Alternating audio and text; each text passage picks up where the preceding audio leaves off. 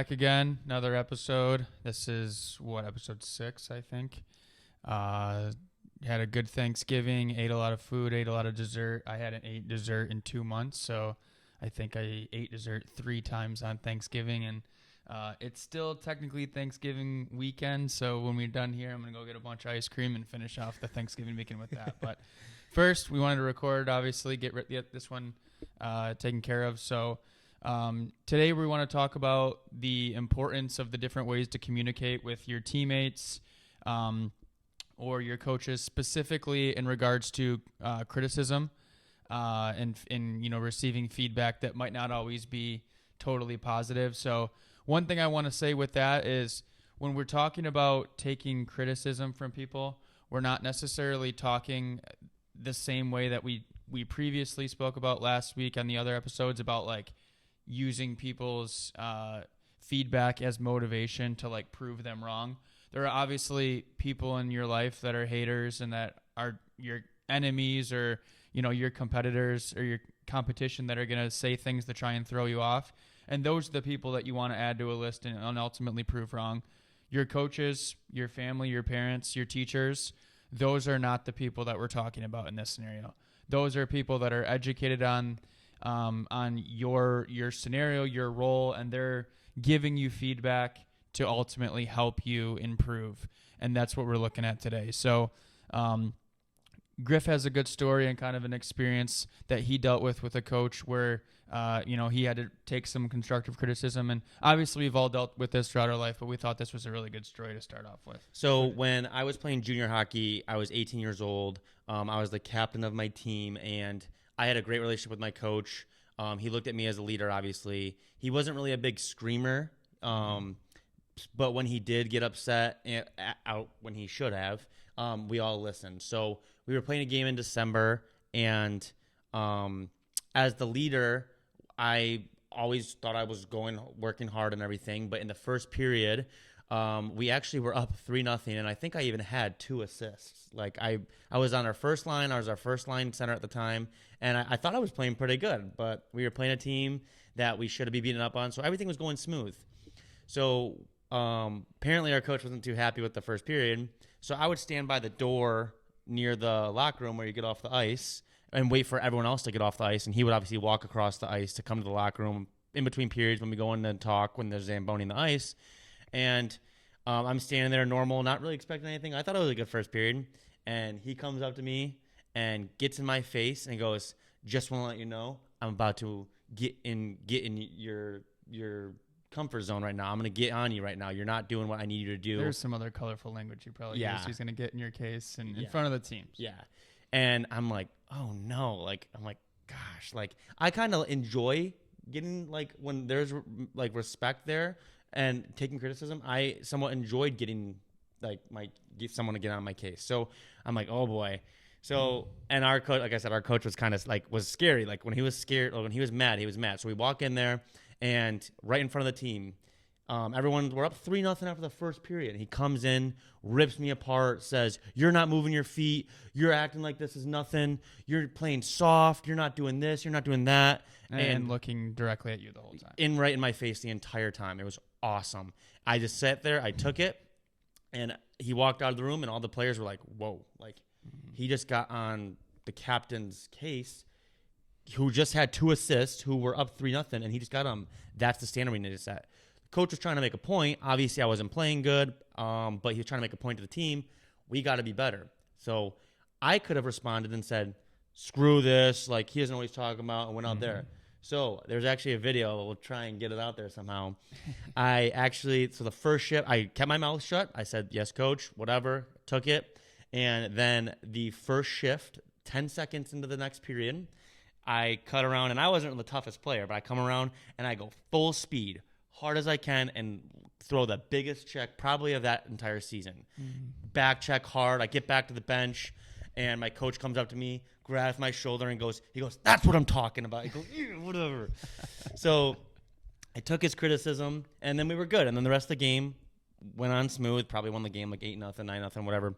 But the point is that I took his criticism, and I understood that, he's my coach. He's who I need to be listening to. Why fight it? Why get back at it? Maybe he does see something different. And if you go back and watch that first period, maybe I wasn't going hard. Maybe our team was struggling. Regardless of it is, he's the coach.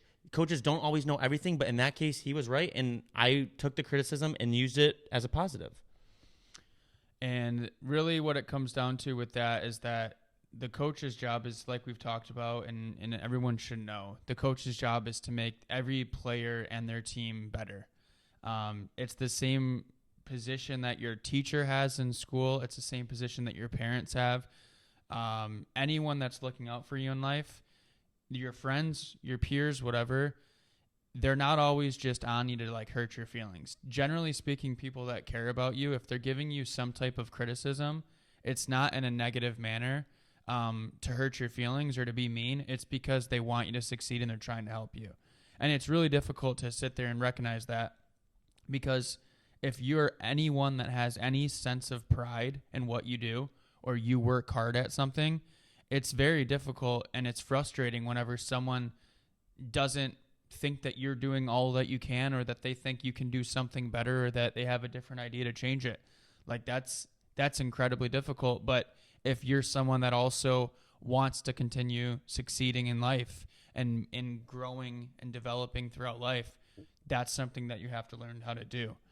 And again, it's really just, it's not necessarily just taking everything that someone says and just saying, nope, they're wrong. Like you have to sit there and take what they say with an open mind, reflect on it, and then, you know, maybe you don't agree with everything they say, but again, if you can look at it from their perspective and realize that they're doing it, or they're saying what they're saying ultimately to help you, you know, that's what you need to use to grow from there. Well, I think it's a good trait to have as a human being if you can accept criticism and understand, hey, I'm not always right. Mm-hmm. Maybe there are other people out there who know better. Because, I mean, something that Andrew told me a long time ago was if you're the smartest person in the room, leave the room. Mm-hmm. And what we mean by that is we always want to try and learn and be better. So if you're in a room where you're the smartest, as a metaphor or simile or whatever, then you got to leave the room because you have nothing to learn. So if you surround yourself with coaches and other players and people who know what you're on mm-hmm. or what you're dealing with, and they can help you, that's awesome. Mm-hmm. And I think I think that's a very important trait as coming from the player side and the coaching side, having someone that is coachable and able to realize like, hey, we all kind of have the same goal here. As a coach, if a coach gets on you, they're trying to help you and help the team. You guys all have the same goal. The coach wants you to do well. You want to do well individually. The coach wants the team to do well. You want the team to do well. You guys are all working for the same goal. And the thing is that I don't know everything. He doesn't know everything. Everyone out there doesn't know everything. So there's nothing wrong with it. Like, you're not less of a person or less of a player or less of whatever at your job, whatever, just because you don't know everything. Mm-hmm. And I think you kind of got to realize like, hey, it's good to you should be happy and lucky to have people around you who are willing to help, you know? Yep. For that, I just thought about this as you were saying that. When I was in like 4th or 5th grade, I think it was, I went to the Detroit Red Wings like youth summer camp for like 3 days. And it was at Joe Louis Arena, and at the time, like I said, I was 4th grade, so I was 8 years old, 9 years old, whatever. And I was, one of the better players there in this camp, and they had way too many kids on the ice. It was like, 60 kids on the ice or something, and like a ton of coaches, and it was organized, but I was one of the kids that was the front of the line, and we were doing just like goal line to goal line, just, all the way down normal edges, inside edge, outside edge, drop on our knees, Supermans in the lines, like whatever it may be.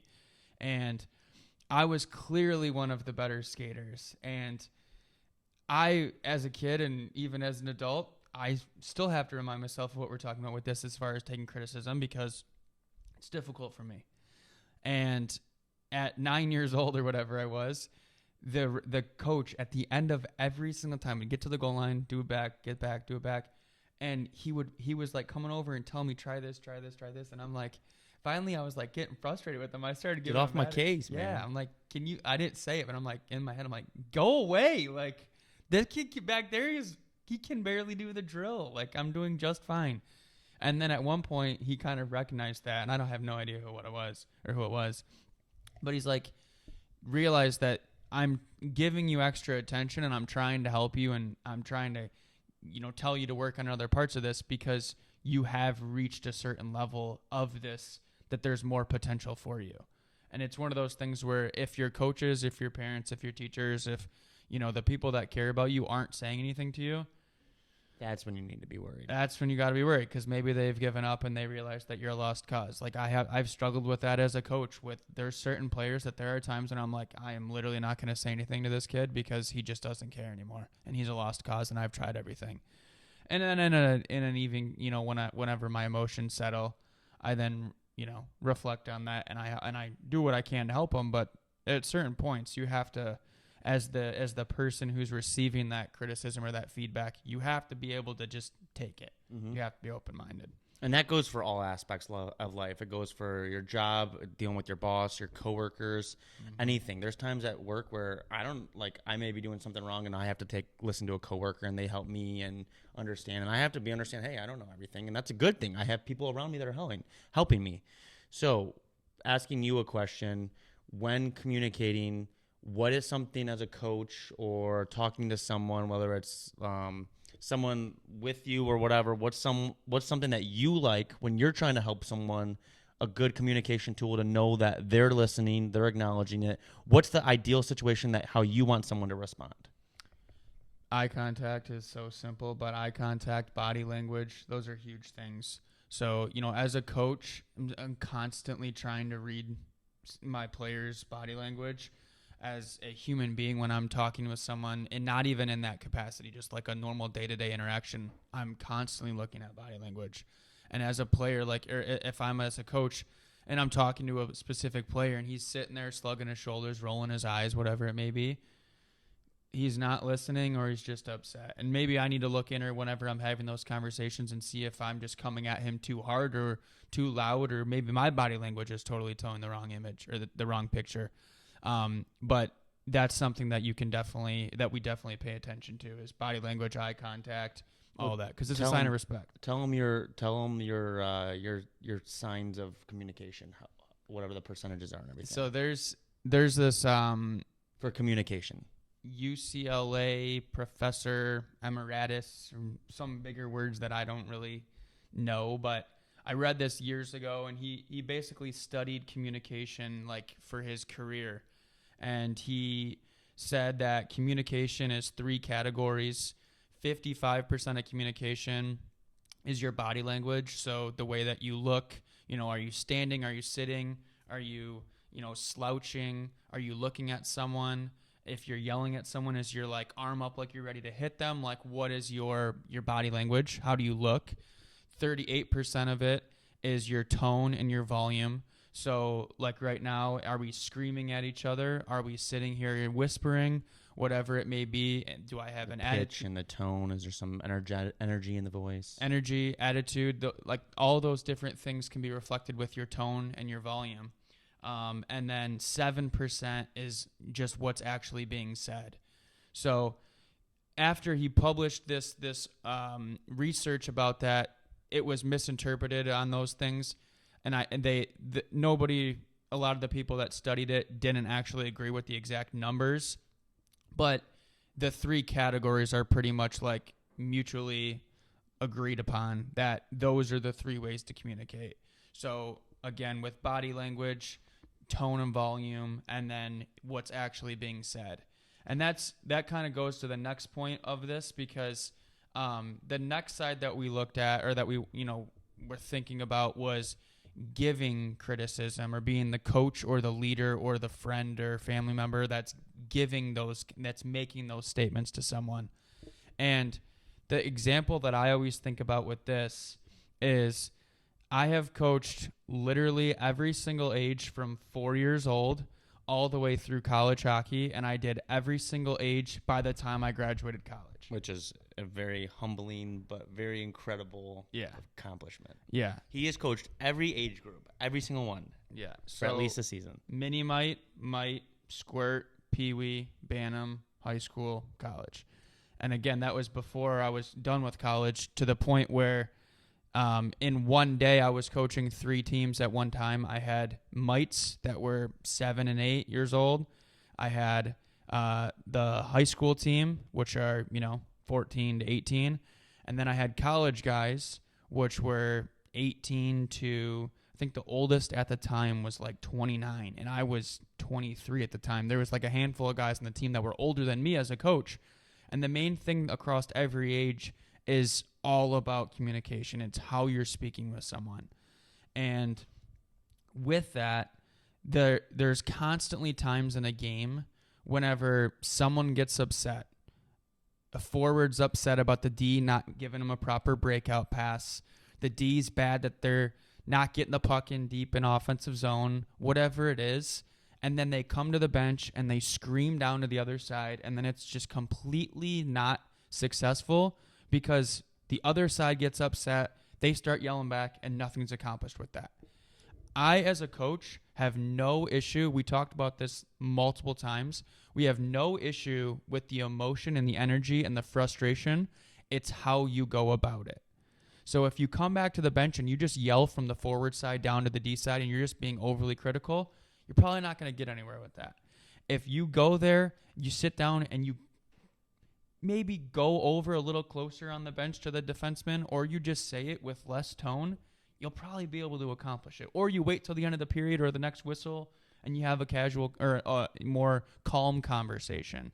But those make a huge difference in how you're going to accomplish things together. And use that approach of what the percentages you just said. If you go over in a nice, positive, but like, trying to help them and not trying to act like you know everything. It's not really, it's not all about what you're saying. Like you said, it's about how you're saying it. It's about how you're presenting yourself. So I think that like communicating can be very helpful and can be done by any age. Like you said, I mean, you've seen it firsthand from all ages, but I think that it can be done by any age. It's really not hard for a 13-year-old to go up to another 13-year-old teammate and say, hey, what did you see there? Like I'm like, hey, you missed it. I mean, I saw you struggle with that pass. Maybe we can try this, or maybe and take ownership, because I think it's a big thing to self-reflect and say how can I help the situation? How could I have been better as well? Yeah, and again, like you said, it's not like what you're actually saying is rarely the issue. It's how you're saying it. Again, like literally 2 weeks ago when the season started for the high school, the scrimmage. So normally, the first couple weeks of any season, the emotions are a little higher than normal because you've been off the whole summer. Or maybe you've been playing the summer and the fall, but it's not the real winter season, so you're just extra amped up. And we made it like 5 minutes through the first period before there was already bickering. And again, the symbol behind the bickering, I am completely fine with.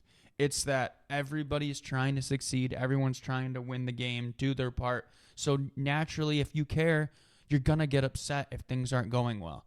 But when the D start yelling at the forwards and the forwards start yelling at the D, it doesn't work. You have to be on the same page, and you have to think about how you're saying things. And that's all about teammates to teammates. But coaches to players, bosses to their employees, coworkers to coworkers, students to whatever, employees to their bosses. 100%. So let's just do a little example here, okay? Me and Andrew are playing together. He makes a bad pass to me. I'll do 3 different attempts.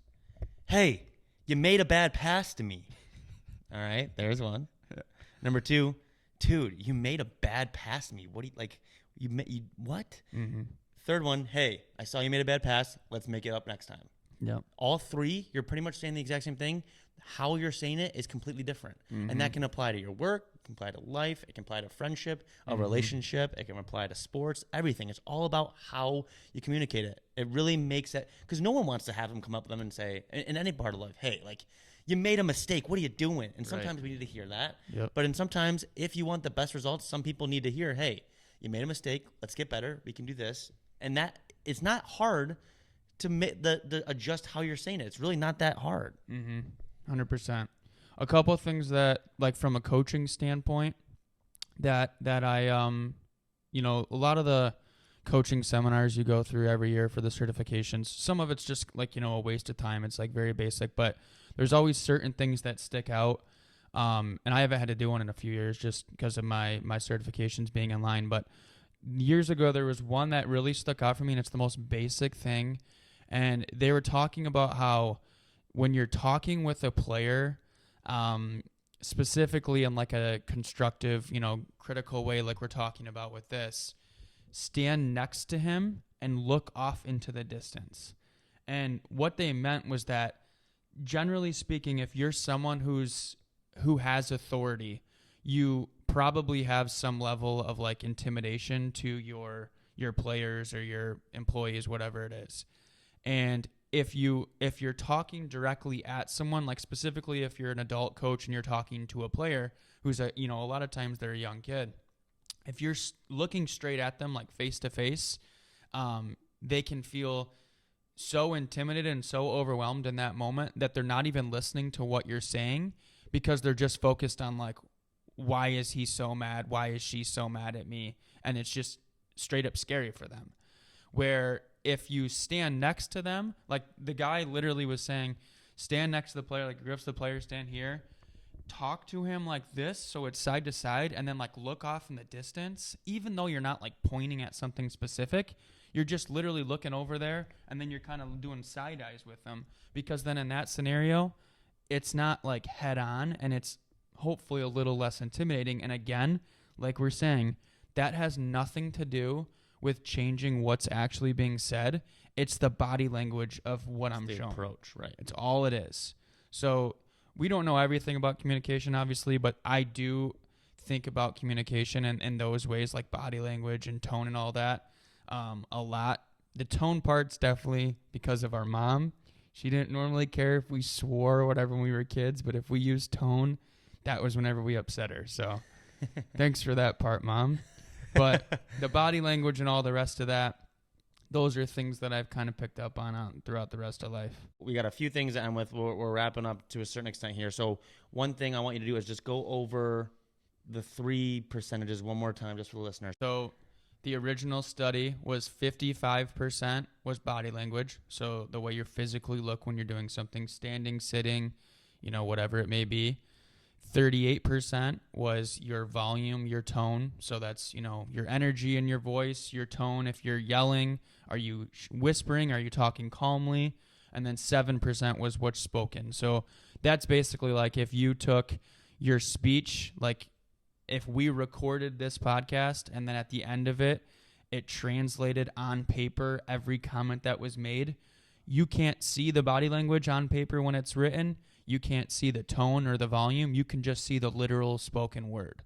And that's why texting, people texting from one phone to the next can create miscommunication, because you don't see tone, you don't see body language, you just see the words. Mm-hmm. So if you're being sarcastic or if you're being calm and maybe it's misinterpreted, it's a lot because you can't see those first 2 parts of body language and tone.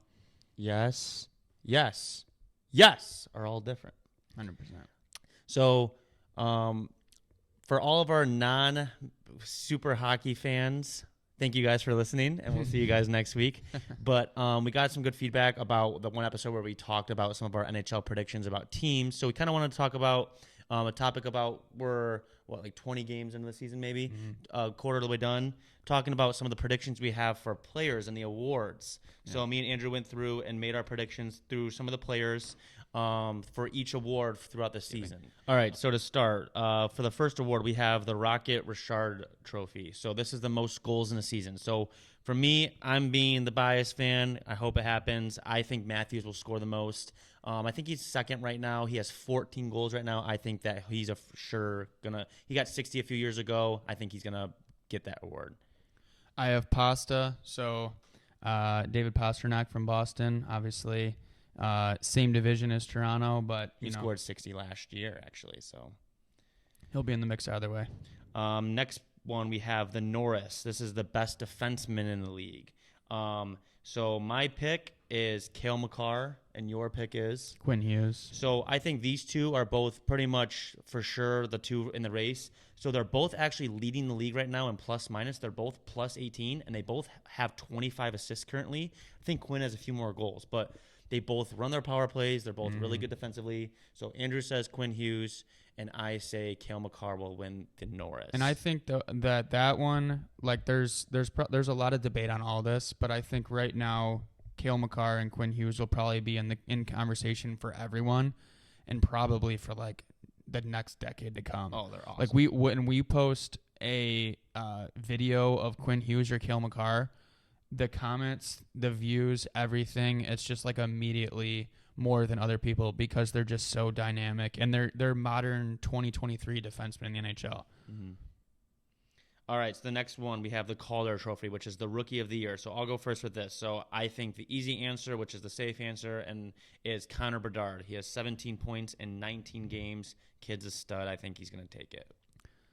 I think he probably will win as well, but there are a lot of players in this class as well that came in. There's Adam Fantilli, Logan Cooley, a lot of guys. I chose Logan Cooley.